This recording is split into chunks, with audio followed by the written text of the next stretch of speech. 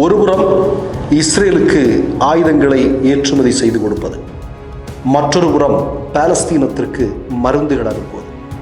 இது என்ன மாதிரியான நிலைப்பாடு என்று மோடியினுடைய முகத்தில் கரியை வாரி பூசியிருக்கிறார்கள் தென்னிந்தியாவை சார்ந்த 2 ராஜ்யசபா உறுப்பினர்கள். மோடியினுடைய பிரதிநிதி என்ன பாடுபட்டிருக்கிறார் தெரியுமா? நேற்றுக்கு மிஸ்டர் பர்ஃபெக்ட் மென் வெல்னஸ் திருமணம் ஆகக்கூடிய அனைத்து ஆண்களின் இல்லற பிரச்சனைக்கும் ஒரு தீர்வு. 1000க்கும் மேற்பட்டோருக்கு குழந்தை பாக்கியமும் கிடைத்துள்ளது. நமது தமிழ்நாட்டில் துவங்கிய நிறுவனம் இன்று உலகம் முழுக்க பயணிக்கிறது. மேலும் விவரங்களுக்கு கீழுள்ள எண்ணை அணுகுங்கள். வணக்கம். பாராளுமன்றத்தினுடைய குளிர்கால கூட்டத்தொடர் நடைபெற்று வருகிறது.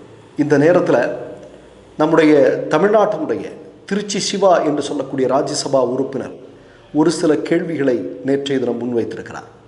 அந்த கேள்விகளுக்கு எப்படி பதில் சொல்கிறது? அந்த கேள்விகளுக்கு முன்னாடி இந்த நெளிந்து சுழிந்து உருண்டு புரண்டு கிடந்து அப்படின்லாம் சொல்லுவோம் இல்லையா, அந்த மாதிரியான நிலைமைக்கு மோடியினுடைய பிரதிநிதி தள்ளப்பட்டிருக்கக்கூடிய காட்சியை நாம் பார்த்துருக்குறோம். என்ன அப்படின்னா, திருச்சி சிவா ஒரு கேள்வியை கேட்குறார்.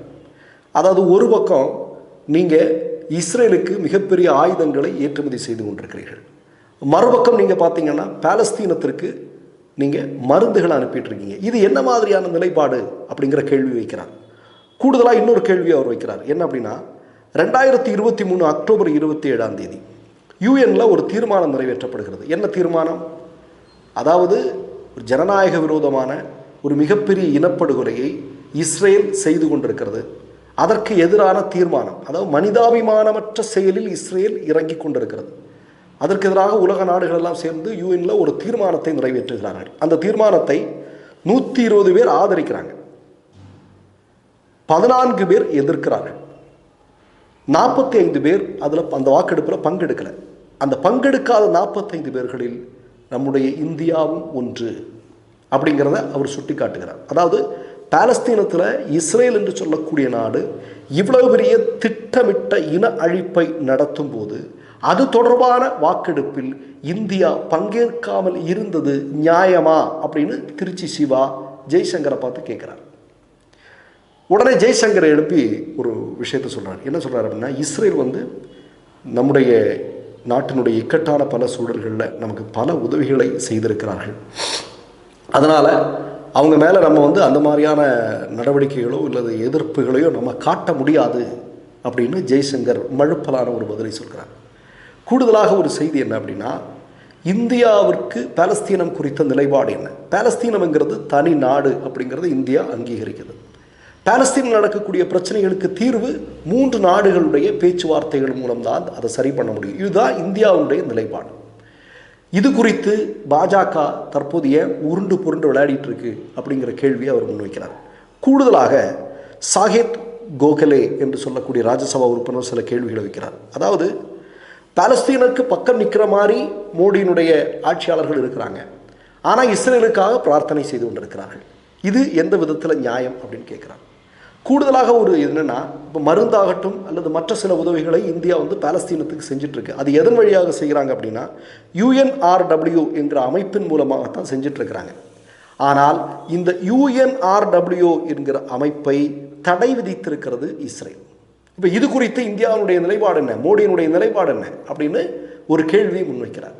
இப்போ ஜெய்சங்கர் சொல்கிறார், அதெல்லாம் சரியாக போயிட்டு தான் இருக்குது, அதில் ஒன்றும் நீங்கள் கவலைப்பட வேண்டிய தேவையில்லை அப்படின்னு சொல்கிறார். அதாவது, நீங்கள் பாருங்கள், ஒரு பக்கம் குழந்தையை கிள்ளி விட்டுட்டு தொட்டில் ஆட்டுற மாதிரின்னு ஒரு பழமொழி இருக்குல்ல, இதே வேலையைத்தான் இன்றைக்கு மோடி செய்து கொண்டிருக்கிறார், மோடியினுடைய ஆட்சியாளர்கள் செய்து கொண்டிருக்கிறார்கள் என்பதை பட்டவர்த்தனமாக இன்றைக்கு ராஜ்யசபாவில் வெளிப்படுத்தி இருக்கிறார்கள் தென்னிந்தியாவை சார்ந்த எம்பிகள். திருச்சி சிவா அதே மாதிரி நீங்கள் பார்த்தீங்கன்னா, ஜான் பிரிட்டாஸ், CPIM கட்சியினுடைய ஜான் பிரிட்டாஸ், அவரும் இது தொடர்பான கேள்விகளை முன்வைத்திருக்கிறார். நீங்கள் செஞ்சுட்டு இருக்கிறது என்ன மாதிரியான நிலைப்பாடு? அவருக்கு கேட்குறதுல எவ்வளோ பெரிய நியாயம் இருக்குது பாருங்களேன். இஸ்ரேலை ஆதரித்து கொண்டே, இஸ்ரேலுக்கு ஆயுதங்கள் வழங்கி கொண்டே பாலஸ்தீனத்திற்கு மருந்து அனுப்புவது என்பது எந்த விதத்தில்? அவன் எந்த விதமான ஈவிரக்கம் இல்லாமல் பாலஸ்தீனத்தில் இருக்கக்கூடிய அப்பாவி குழந்தைகளையும் அப்பாவி பெண்களையும் வயோதிகர்களையும் மருத்துவமனைகளின் மீதும் அதே மாதிரி மைதானங்களின் மீதெல்லாம் குண்டு போட்டுட்டு அவன் பண்ணிட்டு இருக்கான். இதை பற்றி கண்டிக்காமல் அவர்களுக்கு தேவையான ஆயுதங்களை கொடுத்துவிட்டு இந்த மாதிரியான ஒரு நிலைப்பாடு எடுப்பது எந்த விதத்தில் நியாயம்? இந்தியா அப்படி ஒருபோதும் மோடி ஆட்சிக்கு முன்னாடி இப்படி சிந்தித்ததே இல்லை அப்படிங்கிற மாதிரியான ஒரு கருத்தை அவங்க முன்வைக்கிறாங்க. இப்போ இக்கட்டான சூழலில் இஸ்ரேல் எங்களுக்கு உதவி இருக்கு அப்படின்னு ஜெய்சங்கர் சொல்றதுக்கு பின்னாடி என்ன இருக்கு? நல்லா யோசிச்சு பாருங்க. பெகாகஸ்ன்னு ஒன்று கொடுத்தாங்க, மோடி கொடுத்தாங்க இஸ்ரேல் இல்லையா? ஒரு சாஃப்ட்வேர் கொடுத்தாங்க. எது கொடுத்தாங்க? இங்கே இருக்கக்கூடிய நீதிபதிகள், இங்கே இருக்கக்கூடிய எதிர்க்கட்சி தலைவர்கள், இந்தியாவில் இருக்கக்கூடிய பிரமுகர்கள், இவங்கெல்லாம் என்ன எங்களுக்கு எதிராக வேலை செய்கிறாங்களா, இல்லை இவங்கெல்லாம் என்ன செஞ்சுட்டு இருக்காங்கன்னு மோடியினுடைய கட்சியை சார்ந்தவர்கள் உளவு பார்ப்பதற்காக அந்த பெகாகஸ்ங்கிற மென்பொருளை இஸ்ரேல் கொடுத்து உதவிச்சது. அந்த நன்றியை இவர்கள் மறக்க முடியுமா? மறக்கவே முடியாது இல்லையா?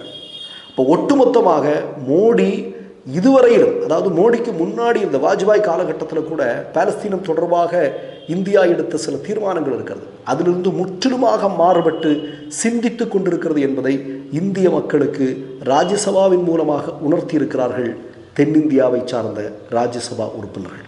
மற்றொரு நிகழ்வில் சந்திப்போம். நன்றி, வணக்கம். மை நேம் இஸ் ரெட் சேனலை சப்ஸ்கிரைப் பண்ணிக்கோங்க. அதுக்கப்புறமா பக்கத்தில் இருக்கிற ஜாயின் பட்டனை கிளிக் பண்ணீங்கன்னா ஒரு நியூ பேஜ் ஒன்று ஓப்பன் ஆகும். அதுலயும் ஜாயின் பட்டனே கிளிக் பண்ணிக்கோங்க. அதுல பாத்தீங்கன்னா credit R debit card options இருக்கு. இதுல உங்களுக்கு விசா, மாஸ்டர் கார்டு, ரிப்பே அப்படின்னு 3 ஆப்ஷன்ஸ் கொடுத்துருக்காங்க. அதுல நீங்க எந்த கார்டு சூஸ் பண்றீங்களோ அந்த கார்டோட நம்பர் என்டர் பண்ணிக்கோங்க. அப்புறமா கார்டோட வேலிடிட்டி மந்த் அண்ட் இயரை டைப் பண்ணிக்கோங்க. அடுத்தபடியா உங்க கார்டோட பின்னால சிவிசி கோடுன்னு சொல்லிட்டு 3 நம்பர்ஸ் கொடுத்துருப்பாங்க. அந்த நம்பர் இதுல என்டர் பண்ணிக்கோங்க. அப்புறமா அட்ரஸ் அண்ட் இன்ஃபர்மேஷன் என்டர் பண்ணிட்டு பைங்கிற பட்டனை கிளிக் பண்ணிக்கோங்க.